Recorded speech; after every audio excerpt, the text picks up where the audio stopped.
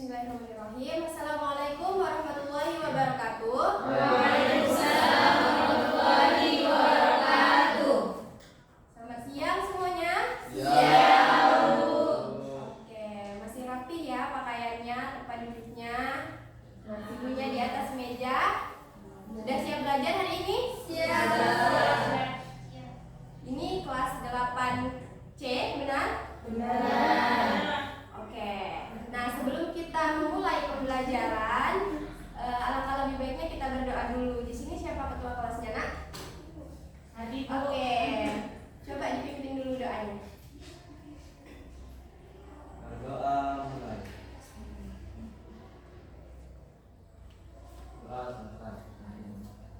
Oke, Ibu izin berdiri ya. Ya. Coba dilihat nih, kanan kiri temannya. Ada nggak kira-kira yang nggak hadir? Hadir semua. Hadir semua. Perasaannya gimana? Bahagia? Bahagia. Oke, nggak ada yang patah hati kan? Tidak. Patah kaki? Tidak. Nggak ada juga. Oke, berarti kakinya masih bisa digunakan ya. Nah, untuk pengawalan nih, setelah libur panjang kemarin, Ibu mau mengetes konsentrasi kalian dulu. Ubur-ubur ikan lele, boleh nggak Le? Boleh. Oke, perhatiin ini Bu ya, konsentrasi. Ibu mau nanya nih, ayam matanya ada berapa? Dua. Oke, kalau ikan? Dua. Kalau burung? Dua. Kalau kita? Dua. Bukan dong. Coba konsentrasi. Tadi Dua. 32. Bukan, belum tepat kalau 32. Coba ada yang tahu nggak berapa? 30. Oke, benar 30. Kenapa bisa 30, Nak? Karena kita ada 15 orang. Ibunya dihitung. Kalian di sini ada berapa orang? 15 kan? Bapak Ibu satu. 15. Satu orang kan? Satu orang kan ada 2 mata. Benar nggak? Berarti yang jawabnya 2 tadi kurang fokus. Kalian ini udah makan atau belum sih? Belum. Kenapa belum? Oh, Jauh. Lain kali nanti bangunnya subuh-subuh ya. Habis sholat subuh jangan tidur, oke? Nah, sebelum kita masuk ke inti materi pelajaran hari ini, baru-baru ini Ibu ada nih dengan satu berita. Cukup tragis untuk di kalangan kita sebagai siswa, kalian maksudnya sebagai siswa. Jadi beritanya ini tentang pembunuhan. Kalian pasti udah tidak asing ya sama berita pembunuhan. Itu ada banyak sekali, entah pacar membunuh pacar kalau punya pacar, entah orang tua membunuh anak, entah tetangga membunuh tetangga, ataupun ibu membunuh anak membunuh ibu ya. Nah, kalian itu sering gak sih nonton TV di rumah? Terus nonton apa? Harusnya di TikTok juga udah viral sih, soalnya ibu juga sempat lihat di TikTok. Jadi beritanya ini, boleh nggak ibu ceritain dikit? Boleh. Oke. Ini adalah berita tentang anak yang membunuh ibunya, perkara dia tidak diberikan uang jajan. Kira-kira kalau kalian nggak dikasih uang jajan sama orang tua buat berangkat sekolah hari ini, kalian bakal bunuh ibunya nggak? Enggak gitu. Oh, berarti itu emosinya kepancing juga ya, meskipun nggak ada. Oke, jadi si pelaku ini yaitu membunuh ibunya menggunakan parang yang panjangnya itu sekitaran 50 cm. Panjang kan parangnya, kita kena silet aja sakit ya kan? Jangan gitu, yang perempuan mungkin kalau kena jarum pentul pasti kayak au gitu kan? Iya. Nah, ini parang sepanjang 50 cm. Nah, jadi dia ini bukan siswa, dia anggaplah sudah bujangan. Dia itu mau kalau dari berita kemarin yang ibu lihat, dia mau membeli miras. Dia itu tidak punya pekerjaan alias pengangguran. Nah, dia ini waktu itu mau beli miras, tapi ibunya nggak kasih duit. Jadi dia marah karena kalau dia permintaannya ini tidak dituruti, dia akan mengamuk, dia marah, dia melakukan kekerasan terhadap ibunya. Nah, terus juga puncak amarahnya ini, kata warga di sekitar situ, kemarahannya ini terjadi karena sebelumnya dia itu selalu dibanding-bandingkan sama keluarganya, saudara-saudaranya, adik-adiknya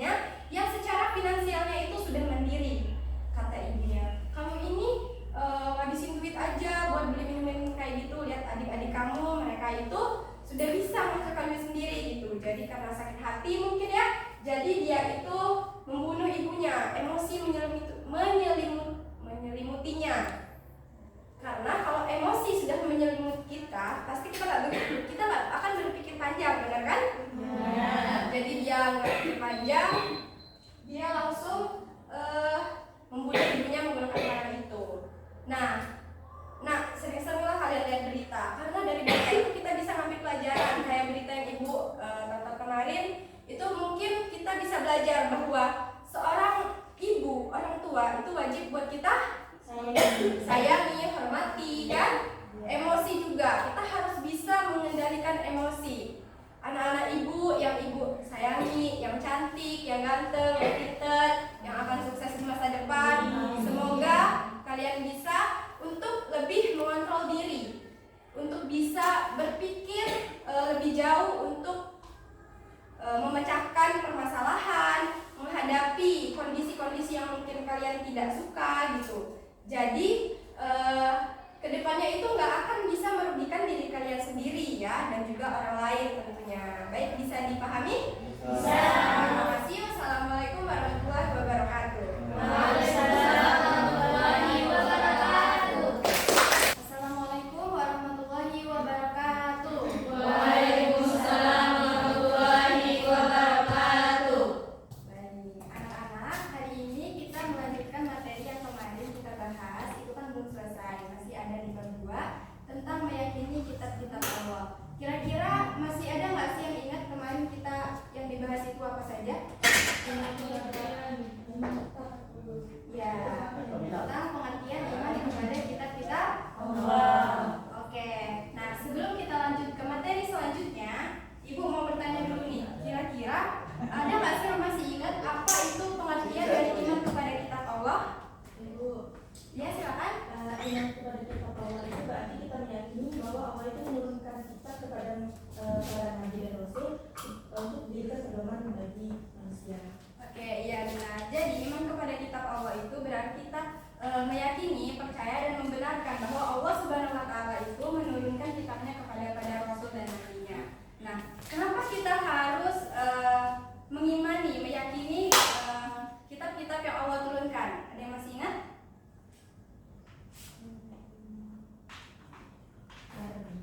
Karena Ya.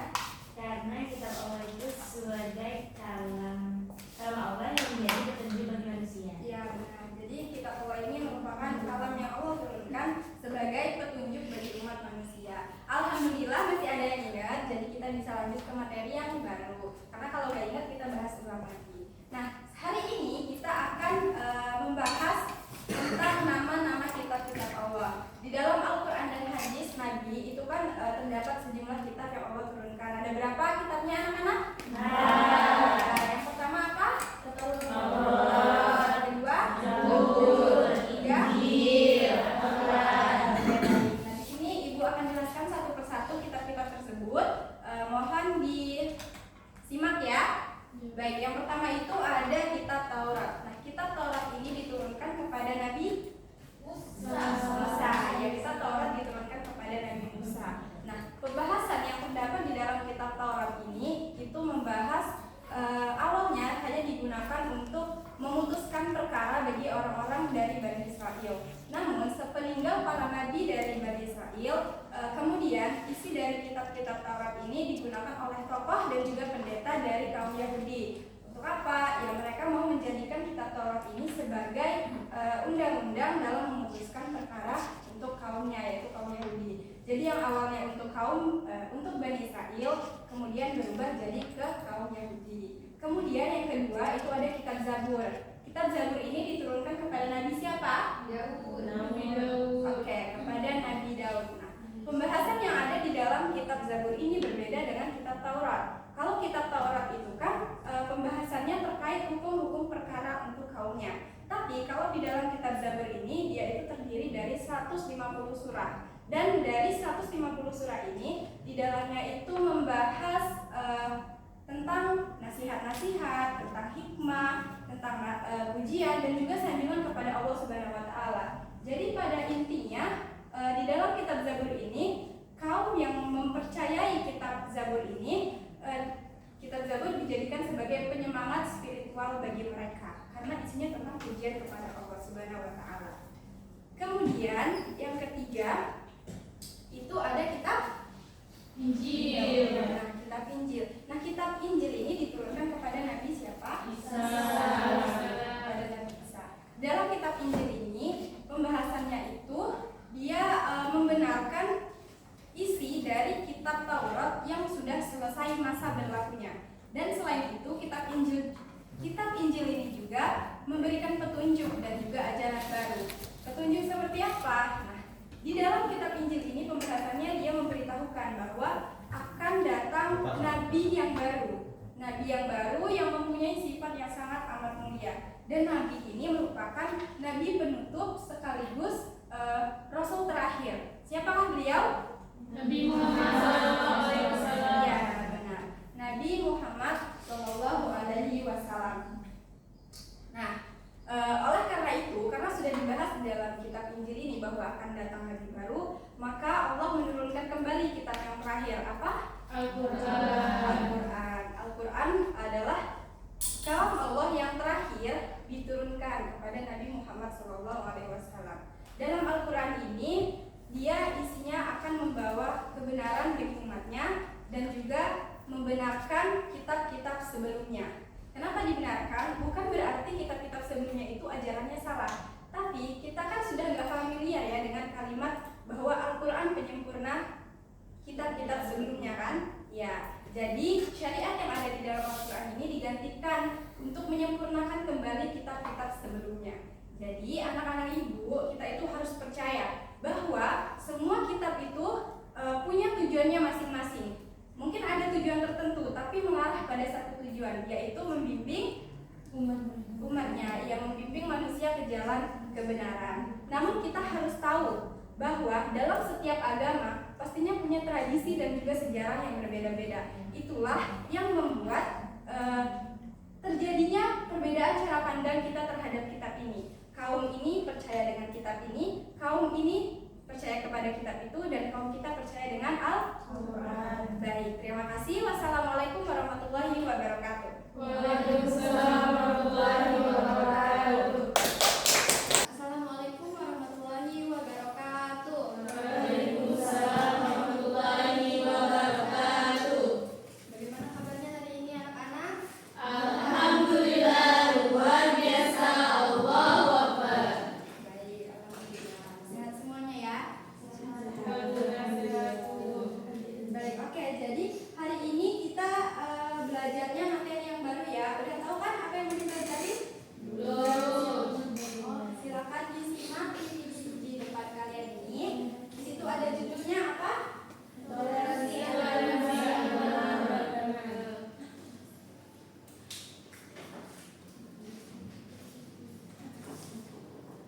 Tentang toleransi antar umat agama. Baik. Di sini ada pengertian dari toleransi itu. Toleransi dalam bahasa Arab berarti adalah tasamuh. Yang mana tasamuh ini berasal dari bahasa Arab juga, dari awal katanya yaitu samaha yang artinya mengizinkan dan juga memperbolehkan. Sedangkan secara istilahnya toleransi di sini berarti sikap untuk menghormati orang lain atas pelaksanaan hak-hak yang dimiliki oleh mereka. Nah, toleransi di sini mengarahkan pada sikap terbuka dan mengakui adanya perbedaan baik itu dari suku, ras, agama maupun antar golongan yang ada.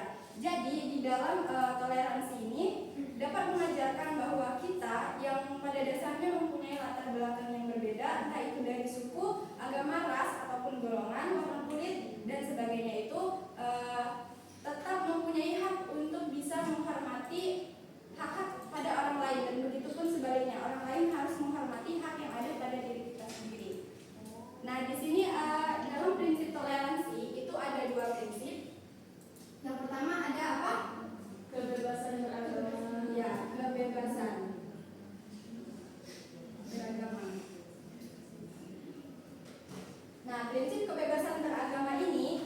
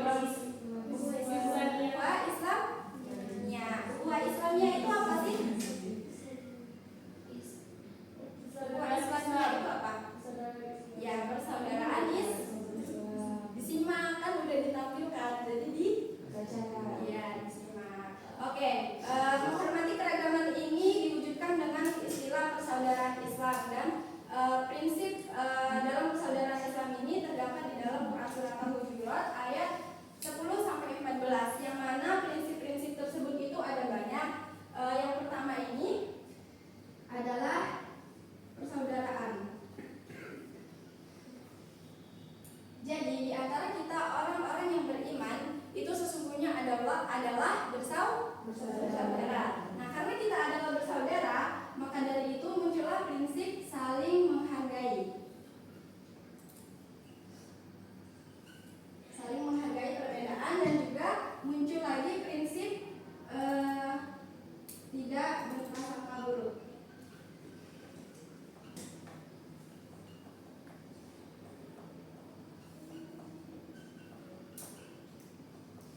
Nah, ini merupakan salah ketiga ya, karena ada banyak, tapi yang perlu kalian tahu hanya 3 ini karena ini yang umum. Itu ada 3 prinsip, yaitu persaudaraan, saling menghargai, dan tidak berprasangka buruk. Nah, oke, sebelum kita lanjut ke materi yang berikutnya ini, Ibu ada sebuah poster di sini, dan Ibu akan meminta salah satu dari kalian untuk menjelaskan. Coba, nak yang pakai jilbab coklat, silakan dijelaskan.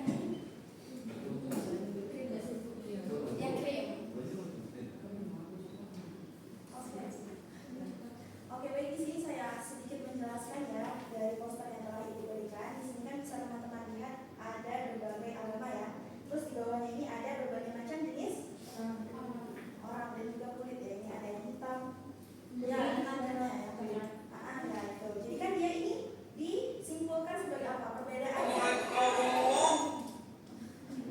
Oke, lanjut. Jadi di sini ada perbedaan mulai dari perbedaan agama, perbedaan kulit dan lain sebagainya. Nah, jadi dari perbedaan ini maka dapat kita hadapi dengan 2 sikap. Yang pertama itu dari sikap baik, misalnya dari sikap yang positif itu dengan toleransi. Nah, dengan toleransi kita itu akan menghasilkan itu persatuan di antara perbedaan yang telah terjadi ini. Dan yang kedua itu sikap dari yang negatif ataupun sikap buruk tadi kan. Nah, bisa dengan menghasilkan konflik gitu kan, kita melakukan konflik dengan adanya perbedaan dan kita itu menyikapinya dengan negatif, otomatis itu akan terjadinya konflik. Nah, dari konflik inilah akan muncul perpecahan. Nah, mungkin cukup sekian dari saya. Sekian, terima kasih. Coba kasih tepuk tangan dulu buat teman-teman. Oke ya. Nah, jadi udah jelas ya, di dalam perbedaan ini kita harus menyikapi ke sikap yang mana? Yang baik, yaitu toleransi, ya benar. Kalau konflik dan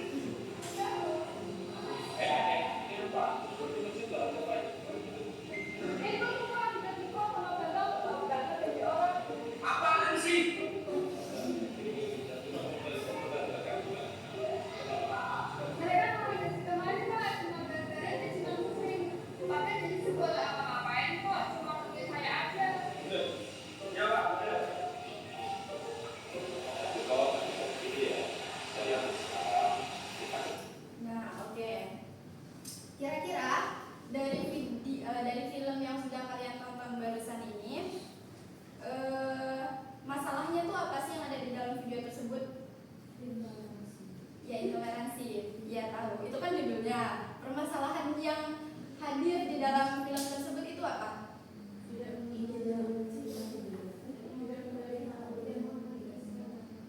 Ya, dia tidak menghormati perbedaan agama dari temannya. Temannya yang si cewek tadi itu kan Kristen, ya kan? Yang dua cowok tadi itu Islam. Dia marah dan menegur secara tidak baik, tidak ramah, dan mengusir si cewek ini kan karena dia tadi bukan orang Islam. Nah, coba Dita, pelajaran yang bisa Dita ambil dari film ini itu apa? Ya, sebagaimana tadi judulnya kan intoleransi. Berarti di sini dari film tersebut kita bisa mengambil pelajaran kita itu harus bisa menghargai perbedaan. Kan toleransi. Kita itu tidak bisa menghakimi orang lain karena perbedaan memang ada pada diri mereka. Jadi kita tuh kalaupun tidak bisa menerima harus bisa toleransi terhadap mereka. Oke, iya. Nah, jadi anak-anak semuanya, pelajaran dari film intoleransi ini, jangan jadikan perbedaan sara itu sebagai ajang untuk kita membenci dan juga menjauhi orang lain. Ya, nah. Oke, sekarang Ibu mau membagikan kalian tugas secara kelompok. Ibu yang bagi kelompoknya, ya. Dibagi 2 kelompok aja, nanti langsung duduk ke bawah ya. Di sini kelompok 1 dan sini kelompok 2. Untuk yang kelompok pertama itu ada Ardi, Adelia, Rini, Cindy, dan Vinci. Silakan duduk di bawah, dan yang sisanya itu kelompok 2.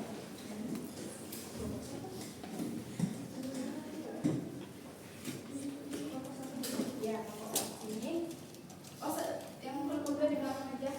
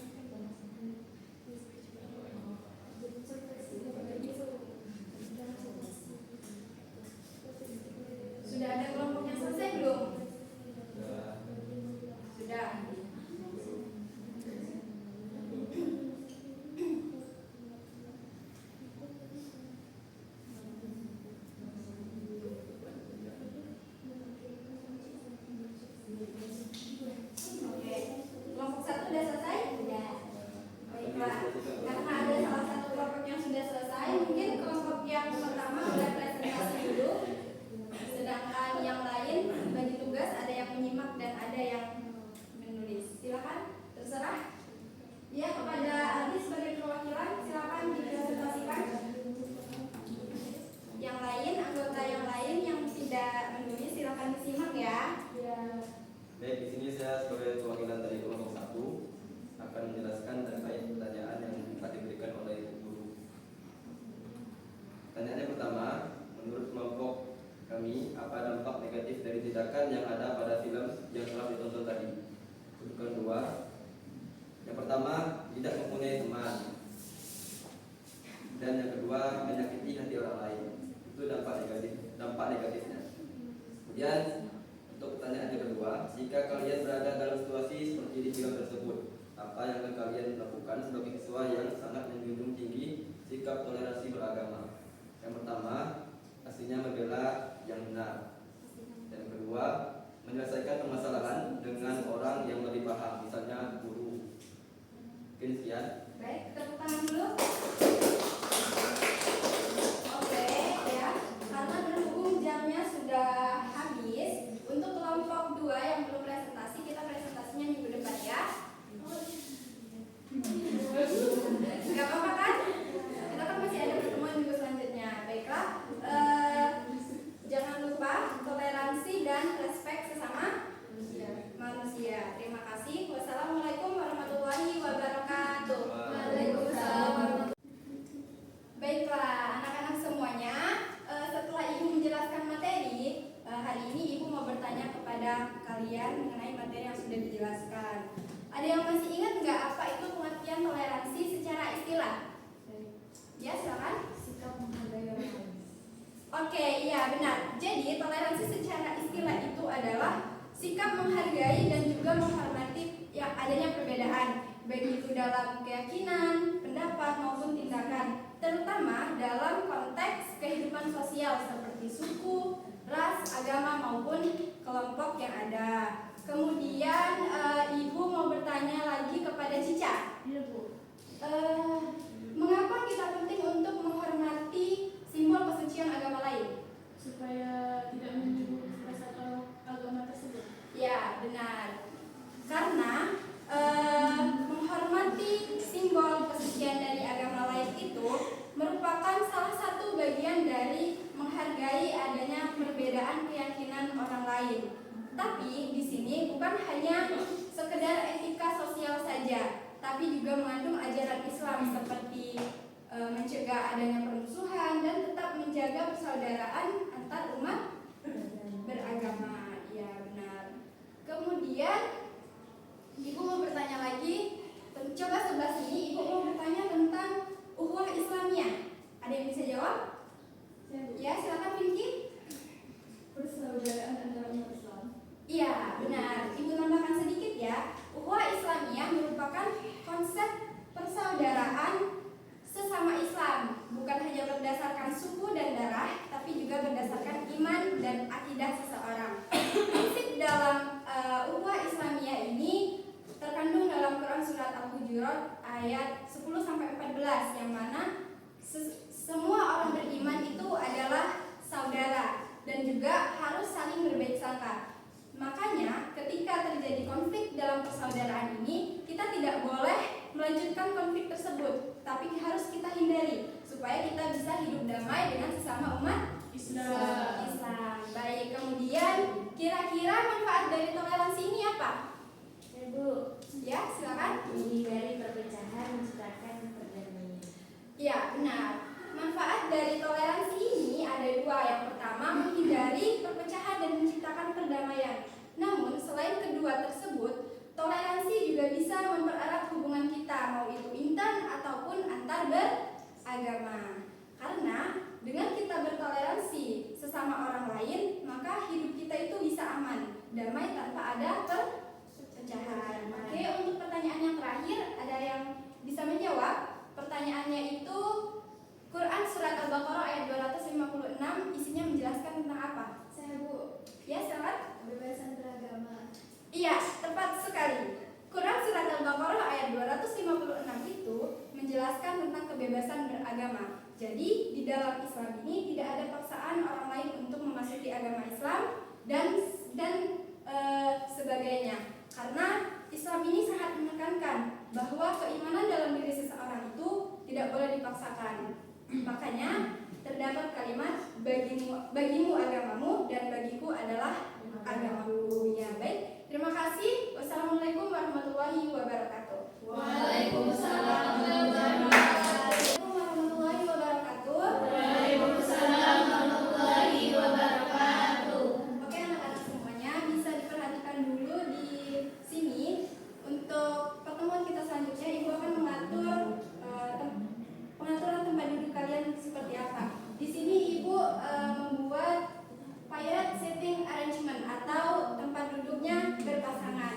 Kenapa seperti ini? Karena kita kan SMP dan mata pelajarannya juga PAI. Ibu rasa pengaturan tempat duduk tradisional seperti ini itu sangat cocok sekali. Tapi namanya model pengaturan itu pasti ada kelebihan dan kekurangan. Bisa kalian lihat di sini. Untuk kelebihannya itu, karena tadi posisi tempat gurunya ini di sini agak menyerang, jadi pandangan gurunya terhadap kalian itu luas.